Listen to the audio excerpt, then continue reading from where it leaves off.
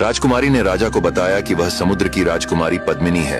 यह जानकर राजा बहुत प्रसन्न हुआ। फिर राजकुमारी ने कहा कि वह अपनी माँ और भाई को भी बुलाना चाहती है। इतना कहकर उसने थोड़ी सी अग्नि जलाई, उसमें कुछ सुगंधित द्रव्य डाला और एक मंत्र पढ़ा। अचानक समुद्र का पानी फट गया और उसमें से एक वीर योद्धा बाहर निकला। उसके पीछे एक वृद्ध रानी और कुछ दासियां साथ में चल रही थीं।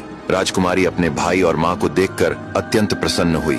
राजकुमारी की माँ अपनी बेटी को देखकर रोने लगी और बोली, बेटी, मैंने तुम्हें हर जगह खोजा, तुम्हारे वियोग में पूरा राज्य सूना हो गया है, अब चलो घर लौट चले। राजकुमारी ने कहा, नहीं माँ, अब मैं वापस नहीं जा सकती। मुझ पर बहुत सी विपत्तियां आईं, लेकिन अब मैं ऐसे राजा की छत्र छाया में हूँ जो मुझसे बहुत प्रेम करता है और हमारा एक पुत्र भी है। राजकुमारी की माँ उस छोटे बच्चे को देखकर बहुत खुश हुई। फिर राजकुमारी ने सभी का आदर सत्कार किया। कुछ दिनों बाद राजकुमारी का भाई और माँ अपने देश वापस लौट गए। धीरे धीरे राजकुमार बड़ा हुआ और एक सुंदर व बलशाली योद्धा बना। लेकिन एक दिन उसका पिता बीमार पड़ा और उसकी मृत्यु हो गई। उसके दाह संस्कार में फिर से समुद्र के राजा आए। जब सभी क्रियाकर्म पूरे हो गए तो उन्होंने राजकुमार की माँ से कहा, आश्चर्य है कि हमारा भांजा इतना सुंदर और मजबूत योद्धा बन गया है, पर अभी तक उसका विवाह नहीं हुआ। मेरी दृष्टि में समुद्र की एक ऐसी राजकुमारी है जिसका रूप पूरे समुद्र में प्रसिद्ध है। जब राजकुमार के मामा और माँ यह बातें कर रहे थे तो राजकुमार ने भी यह सब सुन लिया।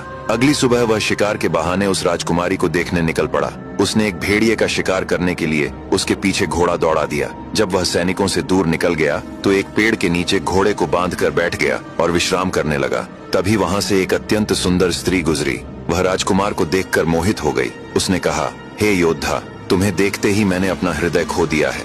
मैं जानती हूँ कि तुम किसकी तलाश में हो और मैं स्वयं तुम्हें वहाँ पहुँचा दूंगी, लेकिन इसके बदले तुम्हें मेरे साथ एक रात बितानी होगी। यह सुनकर राजकुमार क्रोधित हो गया और उसने साफ मना कर दिया। इतना सुनते ही उस स्त्री का रूप बदल गया।